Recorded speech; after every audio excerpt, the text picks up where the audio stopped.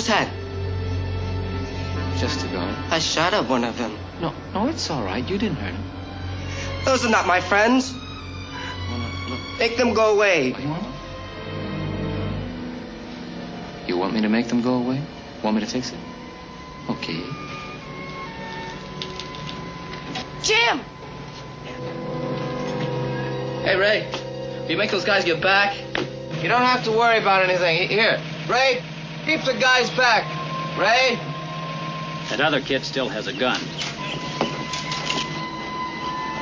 No! Don't turn on the lights. Don't. It's too bright. Plato doesn't please. Turn out the lights! Jim! Jim!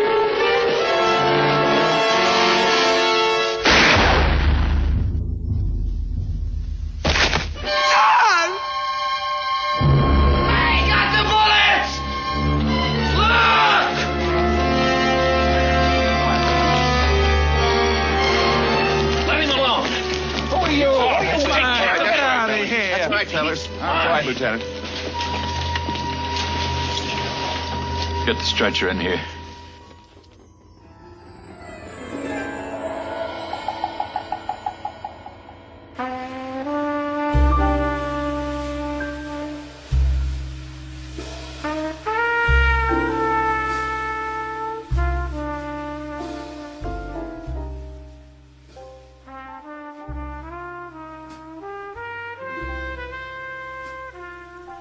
Throughout the 1950s and 60s, actor Sal Mineo was one of the biggest up-and-coming stars in Hollywood. With his on-screen charisma, acting talent, and his boyish good looks, audiences quickly fell in love with him. His big break came in the 1955 American drama about emotionally confused suburban middle-aged teenagers called Rebel Without a Cause, where he played John Plato Crawford, a sensitive teenager smitten with Jim Stark, played by James Dean. His performance resulted in an Academy Award nomination for Best Supporting Actor, and his popularity quickly skyrocketed. On the evening of February 12, 1976, 1950s teen idol Sal Mineo was murdered as he pulled his car into the carport of his West Hollywood apartment building. As he got out of his vehicle, he was approached by someone. Minutes later, he was dead from a single stab wound to his chest and subsequently bled to death. On this episode of Real Talk with the Hollywood Kid, we'll discuss his sudden rise to fame and, for a time, one of Hollywood's brightest stars. Today we'll get answers to what happened to actor Sal Mineo on that tragic night. All right, my guest this afternoon's work has appeared in numerous magazines and publications, including the Los Angeles Times. He has written a compelling book about one of Hollywood's most talented actors called Sal Mineo, a biography, which you can pick up a copy at Amazon. In it, he details the life, career, and tragic death of one of Hollywood's brightest stars. Author Michael Michaud joins me. Michael, first of all, thank you so much for taking the time this afternoon. Sure, thanks for having me. Michael, what led you to write the biography of actor Sal Mineo? I was a fan since I was a kid. Rebel Without a Cause is one of my favorite films. And as I got older, I thought it was, I love to read biographies about movie personalities, and there was nothing written about Sal Mineo. There's a million books about James Dean and Natalie Wood and other people from that film, but there was nothing about Sal, so it piqued my curiosity, and I started doing research, and there was so much there. Even though he lived a short life in terms of years, he packed a lot of stuff in the years, and I was fascinated and wondered why someone who'd been nominated for 2 Academy Awards, nominated for an Emmy, won a Golden Globe, won a gold record. Why there was nothing written about him. So that was my project. Fascinating. He's, like you said, he's had a fascinating life, and I relate to Sal Mineo in a lot of ways. As I'm an Italian American, and I can relate to growing up. You talk about in the book his early life. Talk about his parents, if you can. Well, his parents, his mother was Neapolitan. His dad was an immigrant from Sicily. He arrived in New York. He could barely speak English, and he would pick up pieces of scrap wood on the streets of New York and whittle them into shapes of people, little carvings, and sell them. They were not rich people, and when he met Josephine, Sal's mom, he wanted to marry her, but she told him that he had to learn to speak English first. So he did, and they married, and he was actually a very gifted woodworker. He made cabinets, and eventually went into business with some family members and opened up a casket company, and he made coffins. Wow, fascinating. Like it's like I said, I relate a lot because my dad was a cabinet maker, and he was an immigrant from Italy as well. Let's progress to Sal's career. How did he get involved with the acting craft? Well, I don't think he really had any designs on that, especially his sister, his younger sister, went to a dancing class. And he wasn't very much older than her, but he was old enough to accompany her at his mother's request. And he would sit on the sidelines and maybe smoke a cigarette or play cards with the other boys. But he was there to watch over his little sister. And one day, a gentleman approached who was in the studio and gave him a business card and said that he was a theatrical representative and that he thought Sal would be good to read for a part in a Broadway play, and suggested that he take the card home to his mom. Sal didn't know what he was talking about, and he gave the card to his mother, and she then accompanied him to the audition, and he got the part. It was a walk-on in the world premiere of Tennessee Williams' The Rose Tattoo, which opened on Broadway in 1950, 51. He had one line. He opened the play and he chased a goat across the stage and said, "There's a goat in the yard." That was his, he had one his line. beginning in show business. Yeah, Yul Brynner. the play was a colossal hit. Wow, it was an amazing hit. It won the Tony Award for Best Drama, and it ran for a very, very long time. Sal actually eventually outgrew the part as a little boy, and his brother Michael took over the part for a short time. Yul Brynner obviously was a giant in the industry. I mean, Yul Brynner, Ten Commandments, so many other classic films. He had a big influence on Sal's career early on. He did. Sal was cast as a stand-in and as a replacement for Prince Chulalongkorn in the Broadway musical The King and I, which starred Yul Brynner. It was another colossal hit. There was another Broadway play that won Tony for Best Musical. And Sal was an understudy, and once in a while would go onto the stage. And eventually, the little boy who played Prince Chulalongkorn outgrew his breeches, literally, that he was given to wear by the costume department, and Sal took over the part. But Sal looked up to Brynner, and Brynner taught him how to put on his stage makeup and really took him under his wing, befriended him, and invited him he had a beautiful home in Connecticut. He had a young son named Rocky, and he invited Sal out there and taught him how to water ski and gave him a pair of water skis. And the two remained friends. It was someone that Sal really looked up to as a mentor. And they stayed friendly until Sal's death. At what point did Sal decide to move out there, Los Angeles? Well, he didn't really decide to do that. He was cast in a small role in a movie starring Tony Curtis, and he was playing Curtis as a young boy. And that was Six Bridges to Cross. Right. Was that filmed in Boston? It was. Wow. It was. And a lot of it was filmed on location. Some was done on stages in Hollywood, but Sal worked on location in Boston.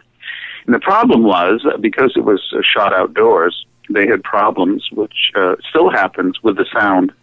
And he had to come to Los Angeles to do looping, which means you have to re-record your lines and match them. You stand in the studio and you watch the screen, and then you read your lines and match them to what's happening on the screen.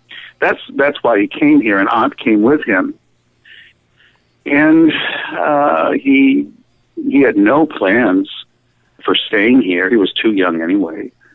But he was cast in another film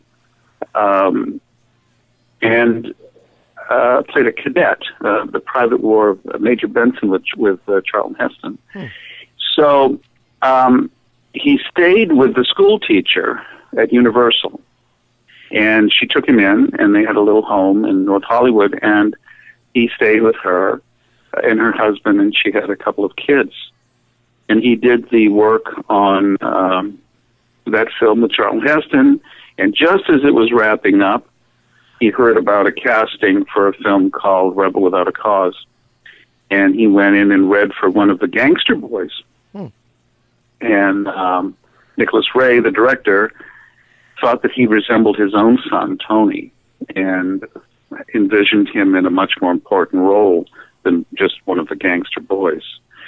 And Sal was cast as Plato, and then he went home for a short time for a break, and then he came back to do Rebel, and that was filmed in 5 or 6 or 7 weeks. Wow. And then he returned home again.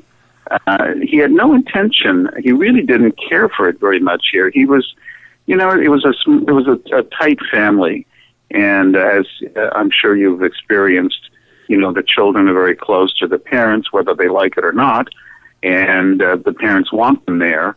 And it was hard for him to envision leaving behind his mom and his dad. He adored his father, and he got along well with his siblings, and he never really thought about leaving. What he thought he'd be able to do is travel back and forth, come to Los Angeles to make a film, and then go home. And it sort of worked that way for a short time, but then the movies came one after the other, and he finally settled in out here. So it started picking up steam, as they say. Right. Michael, in Rebel Without a Cause, his character, Plato, is a very compelling character. I mean, a lot of the film aficionados say that Sal Mineo stole the movie, hence the Oscar nomination. Right. Well, I think that's true. It was a very subversive part. It was very nuanced, and Sal had very little experience. He did study theatrical acting in New York, but that was very different than acting in film. And the experience of making Rebel was something very new for him as well. He became very friendly with the director Nicholas Ray and Natalie Wood, who was close to him in age, and James Dean. And it was a very interesting process because Nicholas Ray lived in a cabana at the Chateau Marmont on Sunset. Right. And they did rehearsing in his cabana there. And he actually rearranged the furniture of his living room to resemble that of the set of James Dean's parents' house in the film. And they would rehearse lines, he would record them, and then they were supposed to listen to the recordings and bring back notes to contribute to the direction. And that was something that was very unusual for film actors at that time. They weren't included in that way. So Sal thought it was great. He felt like he was really contributing to the creation of the character. It was a very sublime characterization, and it still confounds people. There's so much debate about the character of Plato, who he was, what he was, and that was the way that they wanted it, why it remains such a very good, compelling movie. And teenage angst is something that I think will never go away, no matter how advanced we might think we are. I think young people have a lot to deal with in their, those years between childhood and adulthood. And that film captured that, and it remains a great film. And he loved it. It was a wonderful, wonderful, positive experience for him. Right. I mean, and the critics really loved this film. The critics really went crazy. Yeah, actually, the critics liked it more than the audience. It was not the super smash that they might have been hoping for. Over time, it certainly has become legendary. But at that moment, it was just another movie about teenage angst, although a little bit better than Blackboard Jungle or some of the other ones that were out at that time. But the critics recognized not only the importance of the story, but the nuances of the screenplay. The entire, story of the film takes place in 24 hours. And it's these three kids that develop that they all have issues with their parents. Sal's parents in the film are not present. And these three kids find each other and they establish their own family, which is what young people continue to do today. So it was very eye-opening. The word teenager didn't even exist before that period in America. The word was invented, in a couple of Newsweek articles and feature films. And I think that it was also a turning point in terms of American motion pictures, because the demographic was profoundly affected by this film. Young people saw the film and liked it, and movie makers, studios, and even television production, which was beginning at that time, and music business, recognized the potential market for young people. And as a consequence, rock and roll music became popular, and movies that featured teen idols became popular because the powers that be recognized the buying potential of these young people who were all having part-time jobs and they had money in their pocket. This film was a big contributing factor to that, and that changed the zeitgeist of American movies and the way that young people were represented on film. I think that's why it's still still relevant. Relevant, and historically very, very, very important for film scholars. Do we know why Nicholas Ray, the director, casted James Dean with a red Barracuda jacket on? Well, the film actually was shot in black and white. The first week of the filming was done in black and white. And Jack Warner recognized, he was watching the dailies, and he had this feeling that this was better, it's going to be better in color, which cost much more money, of course, at the time. And that's when they brought in they actually had to reshoot everything that had been previously done. And if I recall correctly, I think the red jacket came from an idea from Clifford Odets, who had lived next door to Nicholas Ray at the Chateau. Nicholas Ray wanted Clifford Odets to work on the screenplay, but he had suffered, he was an alcoholic, an incredible writer, a great American writer, but he had suffered from alcoholism, and he was a victim he was caught up in the Red Scare at the time. So the studio didn't want to hire Odette, and because he was Ray's next-door neighbor, he just invited him in and worked, off time, in private time, rehearsing with the kids, and Clifford Odets made contributions to the story. And I believe one of them was this red, very eye-catching red jacket. Right, because it really jumps out on the screen. Like I said, it was filmed in black and white, and it really jumps out on the screen. Sadly, tragically, this film was released, when the film was released, James Dean had passed away in a car crash. Yes, Sal and Natalie went to New York for the premiere, and Dean would have traveled with them, but he had signed up for this race in Central California, which delayed his departure by a day or so. And Sal and Natalie were in New York when they heard that he actually was killed on the road, not in a race, but just driving up there. So the film's premiere was quite somber.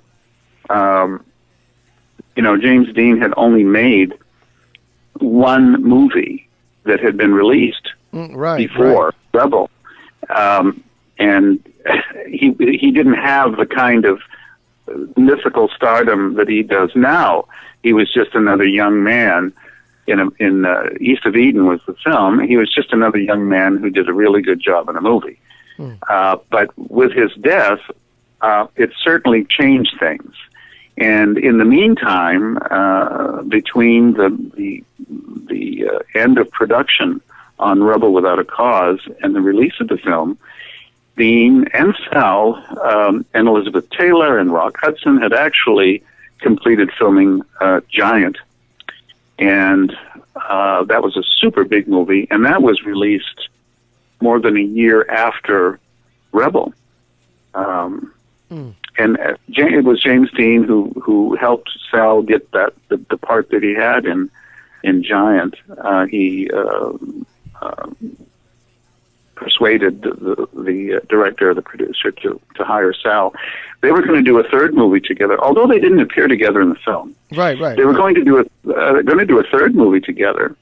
Somebody Up There Likes Me, and was that Paul Newman? Dean was and Dean was killed, and Paul Newman replaced him, and Sal kept the role of Romulo, the best friend of the fighter.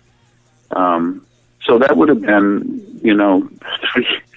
Sal's first three major films with James Dean. But, yeah. Amazing. Just to give my audience a broad sense of Sal Mineo's acting talent, including his Broadway work in film Giant and Exodus.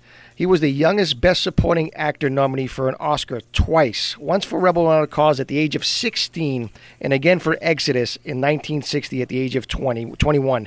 And he was also a Golden Globe winner and nominated for 2 Emmys for his work. And ironically enough, he still does not have a star on the Hollywood Walk of Fame. That's correct. The stars in the Walk of Fame, someone has to nominate the individual. The Hollywood Chamber of Commerce then goes through a process of approving the nomination. I looked into it when the book was just about to be published, and they certainly would give Sal a star on the sidewalk, but you have to pay at that time $35,000 to secure the star. I'm sure the price has gone up. So no one has ever come up with the money to do that. It's a shame. He certainly very deserved that. An amazing talent at such a young age as well. We speak about money because, Sal started making some serious money. And unfortunately, and you say in the book, that his mother mismanaged a lot of it. She did. Her intentions were good, but she was not a money manager.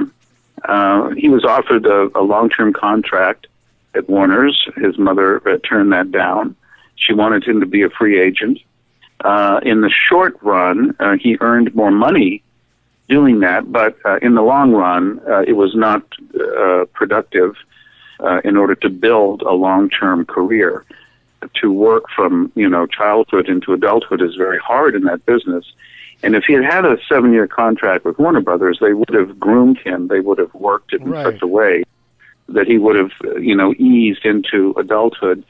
So she put her foot down on that. There was a multi-episode contract with Hallmark. She didn't want him to do that, but she paid herself a manager fee, and she used his money to pay for everybody else in the family. It sounds very crooked today, but I don't think that was very unusual. I think that with a close-knit family like that, she was thinking that his money is our money, and that's the way she worked. But she wasn't savvy. She didn't save money. She didn't pay his taxes. Oh, wow. And eventually, it all came back, and not only he lost anything and everything that he had, but he was deeply in debt to the Internal Revenue Service. Oh, terrible. Sal, Frank Sinatra and Elizabeth Taylor, they had their peaks in their career, and they also were in the valley of their career at one point in their career. And during the early 70s was when the valley of Sal Mineo's career. Because when you get, when you say, let's say you're a child star, it's very difficult when you get older to get roles. Was that happening to Sal in his career?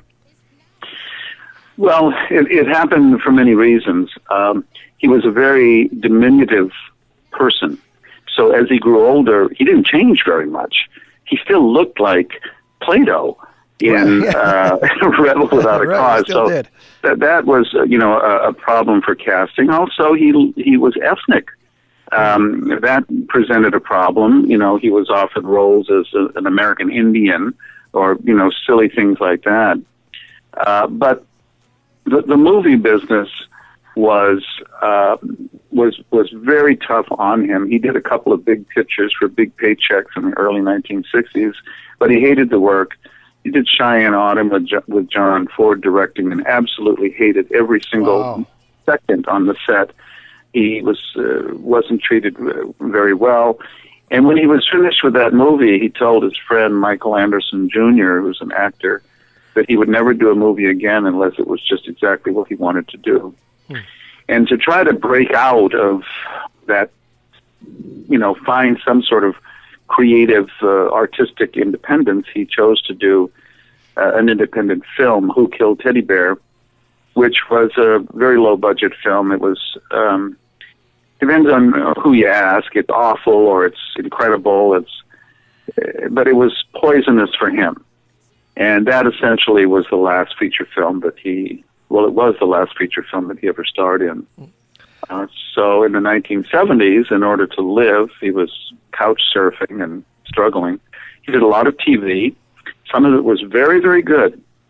He did 3 different episodes of Combat, which was a terrific series in the early 60s, and his work is brilliant. But sometimes it was crap. But he did work regularly on TV. He made an attempt to go back to Broadway, something about a soldier. It played out of town for 6 or 8 weeks, and when it opened in New York, it flopped. He was very disappointed. He did What Makes Sammy Run, and he was going to do the national tour beginning in Toronto, Canada. And he did star in the play in Toronto, but left the production when it moved on. So it was television. And then, in the later on, he really turned his attention to theater, and he did dinner theater, regional theater, and was very busy and occupied with that sort of work. I don't think that he really found it satisfying. All of his life, he wanted to be a writer. He wanted to be a director. He wanted to work on the other side of the camera. And he was angling towards that in his later years. Talk about the 1957 film Dino. He played Dino Mineta. Yes. That was a film that he did. There was a television show, Studio One. That's the one that he was nominated for the Emmy for. It was a brilliant piece of work, much better than the feature film. And it was shot live. He was very good at live. At that time, most of television was live, but he was a trained theatrical actor, so he wasn't uncomfortable with that at all. It was natural for him. But the television special was really spectacular. He just was on fire on that, and then he did the feature film version of it, which was stretched out a bit. It was a good film, but the televisions, the Studio One broadcast, which is available on DVD, is really, really extraordinary. Sal was, like I said, he's such a broad actor in a sense. I want to circle back to old Hollywood if I can during the 50s and 60s. Sal was we all know, Sal was a homosexual, and they shunned on that back then. Did he come out during those days? Well, Sal never came out in his life. But by all accounts, he didn't have any sort of gay experiences until the very early 1960s when he was finally emancipated himself from his parents, and he was renting a house on the beach in Santa Monica. He had a lot of girlfriends, and some were Playboy centerfolds and bunnies and all kinds of things. So I don't think that he really. Well, I don't believe he had any sort of physical experiences. It's hard to say what was going on in his head. But I know that in talking with Courtney Burr, who was his lover for the last 6 years of his life, they talked about that, and Sal said that he didn't think he ever felt those feelings. A lot of people mistakenly think that there was something going on between him and James Dean. Right, exactly. That was not true at all. He was just he was really a kid, and it would have been a very dangerous thing to do anyway, but he didn't have that impulse. And that's not why he was so adoring of James Dean. He was adoring of James Dean because James Dean helped him and was a completely different kind of actor, and he learned from him. He admired him very much, but there was no sexual tension. And in fact, many, many years later, Sal and Courtney were living in New York, and they ran into Nicholas Ray walking on the street. And Nick Ray invited them over to his place, and they spent the afternoon. And Courtney said they talked about that, and Nick Ray wondered if Sal had been, had any kind of design on James Dean, and Sal said no, it didn't occur to him. And even in the film, there's many scenes where Sal looks at James Dean in such an adoring way, and Nick Ray instructed Sal. He said, "What's the thing that you want most in your life?" And Sal said, "A driver's license." And Nick Ray said, "Well, James Dean, he's your driver's license. Wow. That's your driver's license. So you look at him like you want your driver's license." And that's how that was achieved. Funny, didn't James Dean also tell Sal Mineo to look at him like James Dean looked at Natalie Wood in the film? Yes, with adoration, yes. Wow. Fascinating. We talk about Rebel Without a Cause. It's such a classic film, and it still plays today, and still has, it's still a big film when it comes on. I mean, the irony of all these three main cast members, James Dean, Natalie Wood, Sal Mineo, the irony of all ironies is that they all died so young and so tragic. Yes, James Dean beat them all. I think he was 24 in a terrible car accident. And then Sal, of course, was murdered, and then a short time, a couple years later, found. I want to set that up if we can, Michael. Folks, joining me on the phone is author Michael Michaud. He has an incredible book out called Sal Mineo, a biography. You can pick it up on Amazon. It's a fascinating book about the life and times and the career and the tragic death of one of Hollywood's shiniest stars, as they say. Sal was a incredible actor, Italian-American, and career cut so short. Let's go. I want to jump into his death. So tragic. So let's set this up for my audience if we can. He comes home from a rehearsal of a play he's doing called P.S. Your Cat is Dead to his building apartment in 8569 Holloway Drive in West Hollywood. He pulls his car into his carport, and what happens next? He got out of the car, and he walked towards a passageway that separates two of those big apartment buildings. And as he approached that, someone lunged out from behind trash cans as the only thing that the police could determine. There was no other place to hide. And with the intention of robbing Sal, he didn't know who he was. And Sal, he was holding a knife, and Sal started yelling, and the kid, Lionel Williams was his name, lunged at Sal to shut him up. And when he did that, the knife went right into his heart. Sal dropped to the ground, and Lionel Williams ran to a waiting car and sped away and continued to do the same type of crime that night. even pistol whipping the next person that he robbed.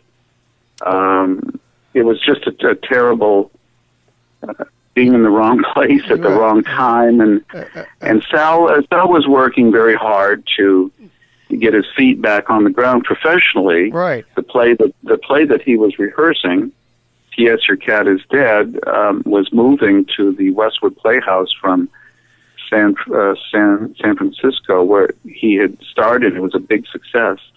And they were in rehearsals. He had worked that evening with Keir Delay and Milton Cassell as the director. And when they were done, he was going to meet a friend to go out dancing, and he stopped to buy some cigarettes and some Hostess cupcakes for dinner, and drove home, and then this happened. The guy who did it didn't have any idea who he was until he was watching the 11 o'clock news that night with his girlfriend and saw it on the news and told her what had happened. It took a long time. A couple years to it took, yeah. Track him down and convict him, but they did find him. It was a terrible, in so many ways. I mean, the loss of anybody's life is a terrible thing. But he really was working hard. That play, and as I said before, he had a love for the theater. And he was very excited to be in the play, which was critically acclaimed in Los Angeles. And there was actually talk that they would take it back to Broadway. And that really thrilled him because he really wanted to go back on Broadway. But days before, he had signed a contract with MGM to direct his first feature film. And I don't know how he would have done with that. He wasn't the most disciplined person. He was a very good director for the stage. Everybody who worked with him loved him and said he was an actor's director. He was just great. I don't know about a movie. I don't know if he... Now, Michael, I mean... We'll never know. Right. And, Michael, when the police showed up on the scene, I mean, to say that they botched the investigation would probably be an understatement. Well, there were no police. At that time, that area of Los Angeles was unincorporated. It belonged to the county of Los Angeles. Since that time, it was incorporated into the city of West Hollywood. But back then, it was not a city. It was county land. And the sheriff's department, the Los Angeles Sheriff's Department, had jurisdiction. And it went in so many... It had so many strange twists and turns, and the conspiracies and theories. Well, there was all kinds of crazy stuff. It was a mafia hit. There was all this stuff. And when they went in to look at his apartment, they found some gay pornographic magazines, and they found he had a pair of leather pants. They weren't leather chaps that had been sometimes reported. They were a pair of leather pants. And the police decided it was a gay murder, that he had picked up a trick or something, or an argument with the boyfriend, and that it was a crime of passion. And that turned the investigation in a completely different and erroneous direction, which is why this guy was able to get away with it for so long. They did eventually catch him, not before, though he hurt and robbed other people.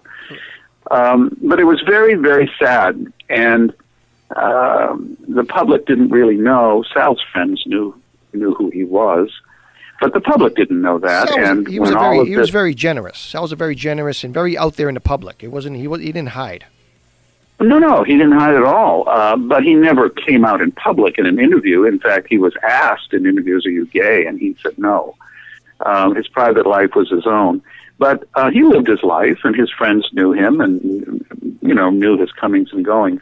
But the public it was very shocking for them, and the tabloids picked it up, and of course ran with that and twisted it into something completely different. As a result, there were people who knew him professionally who completely turned away. They didn't want to be interviewed. They didn't want to have anything to do with it because they thought it would, rub off in some negative way on them. Just the association they had with this guy who now is, a gay actor who got murdered. It was really a sad, right, a very sad thing. And I think, when it comes to conspiracies, I think people have a very hard time accepting the fact that terrible, random things can happen to famous people. If something, like this, a robbery gone wrong, it's very hard for many people to accept. How could that be? He's so famous. How could that happen to him? But it does. It happens all the time. It's funny. I think that's one of the things with Princess Diana. There were still conspiracy theories because it's just so hard to believe that someone like that could be killed in a drunk driver accident. But it does happen. And, the story, the scandal of the murder overshadowed everything and every accomplishment that he had in his life. It was very, very sad. And I worked hard in the book. I didn't sensationalize the murder, but I spent a lot of time researching it, going through police files and transcripts. And I wanted to tell the truth. I wanted to I'll never be, there were going to be people who aren't going to accept it anyway. But I worked very hard not to sensationalize it or not to let the end of his life take away all the years that he lived and produced wonderful work. That would be a shame. Yeah, he was robbed, but they said there was $21 in his pocket, and he was still wearing it. He wasn't robbed. Right. Why would he? That was the purpose. Well, I think that the kid, that kind of robbery, it's hit and run. They don't like a lot of noise. They take and run, and they don't kill people, certainly at that time. And I think with Sal, if Sal had just handed him over with his wallet, the kid probably would have run away. But Sal started screaming, which was drawing attention to what was happening. People started looking out the windows, and the kid freaked out and lunged at him to shut him up. I actually don't think that the kid was thinking, I'm going to stab him in the heart and kill him. I think he was just, shut up. That's why once he stabbed him and Sal collapsed, he ran because he knew that people were looking out the windows and or would shortly or come running out of the building, which they did in seconds. And it's, a lot of the eyewitnesses who looked out the window said they saw a white male with long brown hair, and Lionel Williams. Yeah, right. There were several witnesses. There was a man walking. The witness who claimed to see a light-skinned man with long blonde hair was a little girl who never saw his face, and he was running. He had dreadlocks at the time, and he was running under streetlights. So it's questionable, and eyewitnesses, as you know, always tell, if you have 10 people witness a murder, you're going to have 10 different stories. There was a gentleman who was on the sidewalk walking his dog, and he heard the commotion. He stopped and backed up into the shadows as Lionel Williams ran by and jumped into a car, and he described him as a Latino, a dark-skinned, he thought he was a Latino. So the eyewitness stuff really wasn't very reliable. There's nothing new with that. But there was there was a mountain of circumstantial evidence once the police really focused on him. They actually did have him in their sights very early on, but couldn't really get enough to hold him. I believe you say in the book that his wife called the police about him. Yes. Yeah. Lionel Williams, he went to jail and he got out after 10 years. I believe he received a 51-year to life sentence and got paroled after, I think, 10 or 11 years. Correct. Is he still alive? The last I know that he is still alive, and he was, of course, back in prison because he's a career criminal. Yeah, but he was a teenager when this happened, so he certainly should be alive, based on his age. But that's the last I heard. Fascinating story about Sal Mineo. And just for my audience, just to understand the popularity of Sal Mineo in the early to mid-50s. 1957, Bob Hope made a joke on a TV special that all public schools in the Bronx would be to close the next day to honor Sal Mineo's birthday, as a joke. Right. And like 75-80% of the Bronx kids called in sick. And Bob Hope actually had to make an apology. That's how big his popularity was back then. Yeah, it was huge. It was huge. A huge star. What a shame. And what I do on my social media, on my show, is I get a lot of the golden age actors on. Sadly for kids under the age of 40, Sal Mineo has been forgotten. So the best advice that we can give you is just to go on now the social media platforms and the streaming services. Go see see Rebel Without a Cause, Exodus, Giant.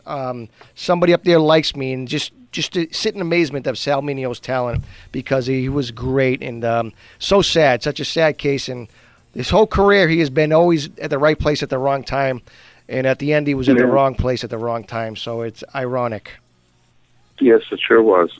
And Michael, this has been great, and I appreciate you coming on. Folks, please go to Amazon and check out Michael's book, Sal Mineo, A Biography. It's a fascinating read. Takes you down a walk of Hollywood's golden age and one of the Hollywood's biggest stars. And Michael, thank you so much for taking the time. I really appreciate this. And follow Michael on social media as well.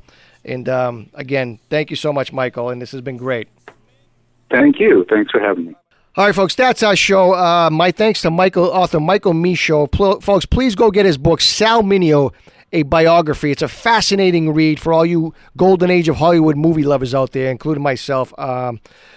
Folks, and like I said during the interview, if you're under the age of 40 or even under the age of maybe even 50 or 45, 50, go on these platforms, these Amazon Primes and Netflix, and watch films with Sal Mineo in it. Like I said, Exodus, Giant, obviously Rebel Without a Cause, Dino, Somebody Up There Likes Me.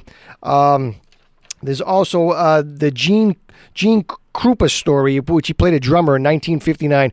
Fascinating actor, folks. Gone way too soon. Such a broad talent. His acting was amazing. He just jumped out on the screen, and we lost him he got murdered, like we said, at the age of 37. He died, 37. So, folks, please check out some of his films. We got to keep the golden age of Hollywood going, and that's what this show's about. So thank you to the new audience listening to us on social media. Like I say all the time, tell your family, tell your friends, tell your enemies. This is one of the best shows, best podcasts. We're on the radio, on podcasts. Check us out on iTunes, SoundCloud, the Apple Podcast app, Spotify. All my past shows are up there. Some great shows with some Hollywood legends. We're getting it out to the masses for all the generations to keep this stuff going, because a lot of the older generations are dying off, and in the golden age, the old movies got to be trickled down to the younger generations, and that's what we do here on Real Talk with the Hollywood Kid. That's our show for this week. Stick around. Don't turn the dial. The mighty PR is coming up from 3 to 5 playing a disco dance party. He does a great job. Call in to his show. He'll pick up the phone. It's a live show, and get your request on the air for the old disco classics. I call every week. You'll hear me. He gives me a nice shout out. So that's our show. Again, thank you for joining us each and every Saturday from 2 to 3 o'clock right here on AM 1550 WNTN. Bam!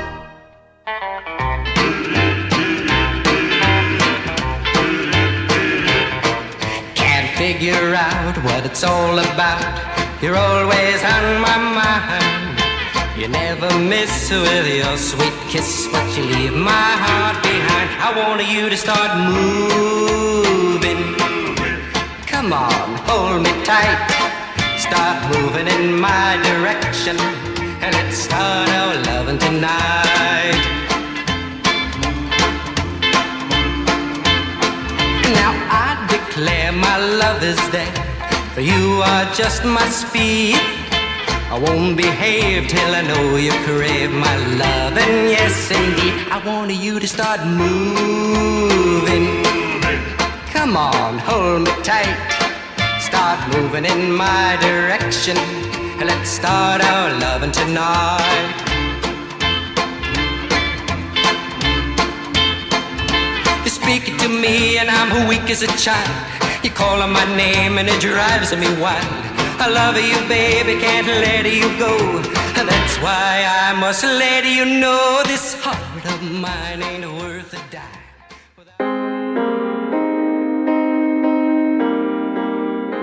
To hear this interview and previous interviews, check out our podcast on the Apple Podcast app or the SoundCloud app. And be sure to follow me on Facebook at Real Talk with the Hollywood Kid for show updates and more. And be sure to listen every Saturday from 2 to 3 on WNTN AM 1550 for new episodes. And as always, stream us at WNTN1550am.com.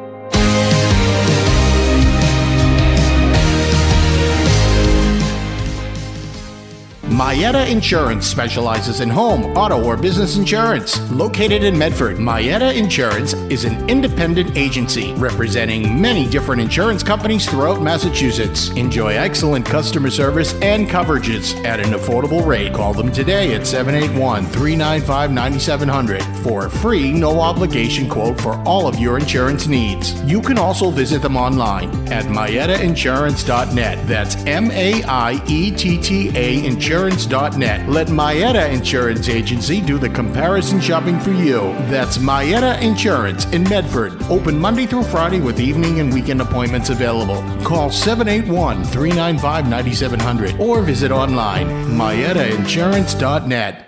Design Concepts Pro Contractors is the premier kitchen, bathroom, and home renovation company in Boston with more than 25 years experience. Design Concepts Pro Contractors' goal is to make sure you have a satisfying home renovation experience. Take the stress out of your renovation. Whether you're looking for a minor kitchen remodel, a new bathroom, or even an entirely new dream house, Design Concepts Pro Contractors has you covered. Call them today at 617-315-2665 for a free estimate. And be sure to visit their website today at designconceptsprocontractors.com to see their bathroom and kitchen visualizer.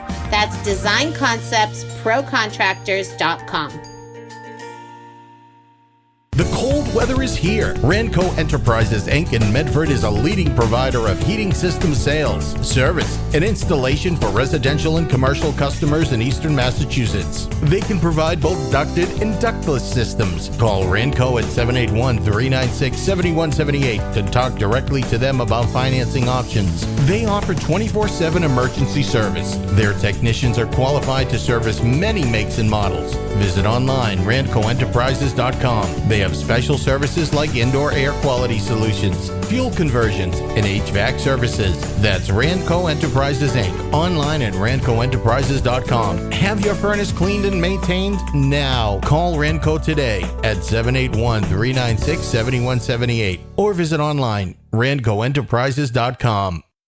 Happy holidays from Sullivan Tire and Auto Service, where the great tire savings continue and we get you prepared for whatever winter has in store. Right now, instant savings on Goodyear and Firestone tires, and be ready for another cold winter with help from the pros at Sullivan Tire. Our team of ASE certified technicians does it all, from winterizing batteries, brakes, shocks, struts, and wheel alignments to thorough engine diagnostics. Find out more and make an appointment online today at sullivantire.com. Visit our newest locations in Woburn and Melrose. Peace of mind driving. You deserve it. We provide it. Sullivan Tire.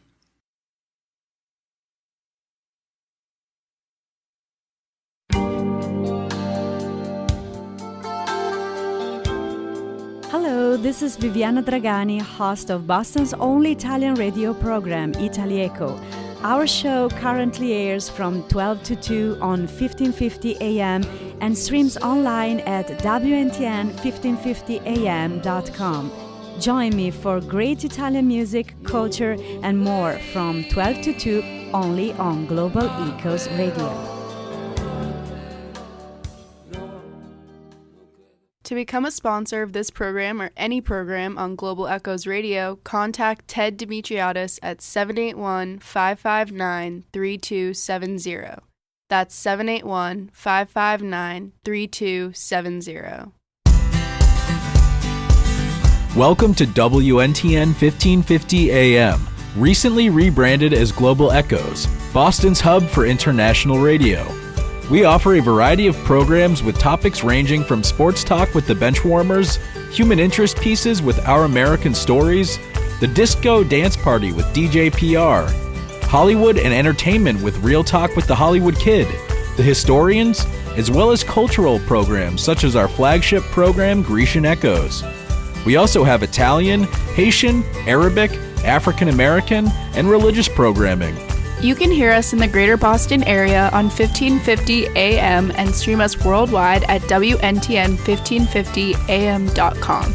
Or to listen anytime, check out our library of previous shows and podcasts on iTunes, the Apple Podcast app, and SoundCloud. Trust us, there's a program for you. WNTN 1550 AM, Global Echoes Radio, the hub for international radio in Boston. To advertise with us, call 781-559-3270. Again, that's 781-559-3270.